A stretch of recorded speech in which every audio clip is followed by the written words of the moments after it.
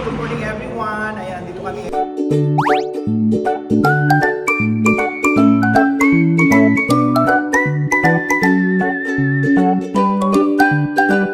Sa Botany with Ann. Fresh from Boracay. Ano in-order mo, Ann? Botany breakfast. O, parang specialty nila yan.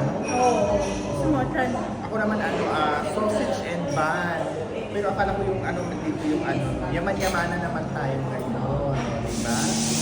And then cappuccino. Ayan. Yung hard now. Tingnan nyo yung hard. Cappuccino. Gawan, ano in-order naman? Belgian chocolate. Yes. Yes.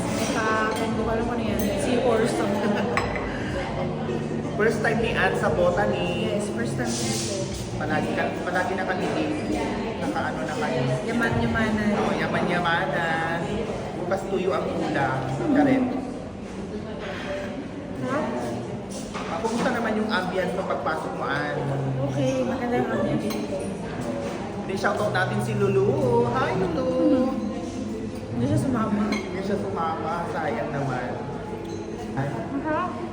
sarap siya. Masarap. At saka yung in-order mo parang mungga na parang talaga with mushroom siya. Masarap na mushroom. Try mo, try mo. Mushroom, bacon, chicken bacon. And then may bread siya. And then may sunny side up na dalawa. Ano to? Beef wrapper. Beef rasher pala. Ayan. Ako naman para siyang burger, siya. Sausage and Yan. bun. Ang sarap din niya. Yan, tikman na natin. Kamayin ko naman siya. Para may sulit siya ng buhok. Ayan o. I-try naman natin ang kanilang cappuccino. So habang nagtatak tayo, tatanungin natin si Ann sa bakasyon niya sa Pinas, Boracay. Kumusta naman bakasyon mo, Ann? Siyempre, masaya. Pilipinas yun eh. Masaya, magastos. Number one, magastos. Pero, siyempre, worth it lang naman. At saka napansin ko kasama niya si Mother. Di ba, bongga? Ano ba talaga? Every birthday niya, Hindi ka. may treat para sa kanya. Pero Parang- kayo dalawa lang. Oo. Kasi mga kanito, sila eh, may family na, may Yeah. work. Oo. So ako lang talaga yung available na pwedeng sumama sa kanya. Ganda. Nag-enjoy, for sure nag-enjoy naman kayong dalawa ni Oo, Mother. sobrang enjoy. Ano yun? May travel agency ka bang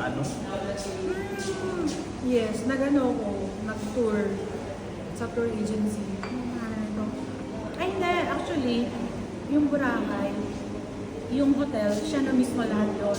Ando na, package na siya. Kasama yun sa hotel, ando na yung breakfast, ando na yung transport, gano'n. Tapos pagdating mo ng Boracay, up to you na lang kung gusto mong mag-tour pa doon, mag-hire ka na lang. Parang ibang package na Pero actually dun sa hotel na binuko ko, nandun na siya lahat. So, hindi mo naman nakita ng sunrise, sunset ka sa... Meron! Ba? Di ba ako kasi nag-check ng mga ko ngayon? Hindi, sa ko lang, sa stories ko lang. Pero yung stories. upload na wala. Yun na Sa wall. Wala. Hindi ako kasi mahilig pag ng stories minsan. Oo, sa stories lang Sa lahat. wall kasi, sa wall na yung nakikita ko. Ganda pala ng pupunta mo. Sige, pangarap ko rin yung punta ng Boracay. Ang ganda! Sobra. Parang okay lang na gumastos ka. Kasi worth naman yung pupuntahan mo. Yes. At saka alam mo ito yung kasabihan, ang pera, talagang ginawa yan para gastusin minsan. Yes. Oo, nai-enjoy mo rin yung sarili mo. Hindi naman yung pagpunta ka ng ganun, naman. Ay, ganda. Hindi ko yan nakita. Yan o. Maganda yung sunset doon. Ang ganda. Kaya mag-enjoy tayo habang fresh pa tayo. Sabi nga na yung na-watch mo ba yung sa podcast na Camille France? Sabi niya, when you reach the age 14, Yes. kailangan enjoyin mo na yung life mo.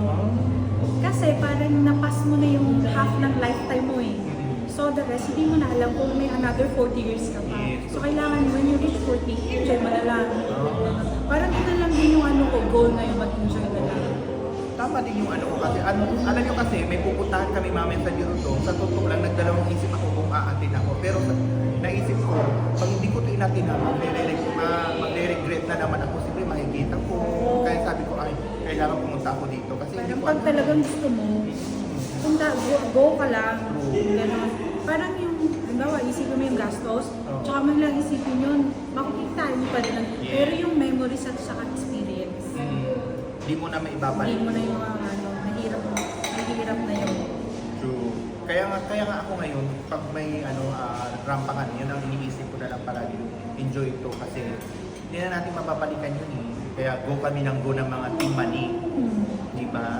Yes, may team money na ha? Support ko kayo, team money. Yes. Ayan, hanggang dito na lang ang aming mini vlog. Good morning everyone with Ann. Bye! Another day, another dollar. Hello everyone. Please like, share, and comment. Love, love, love.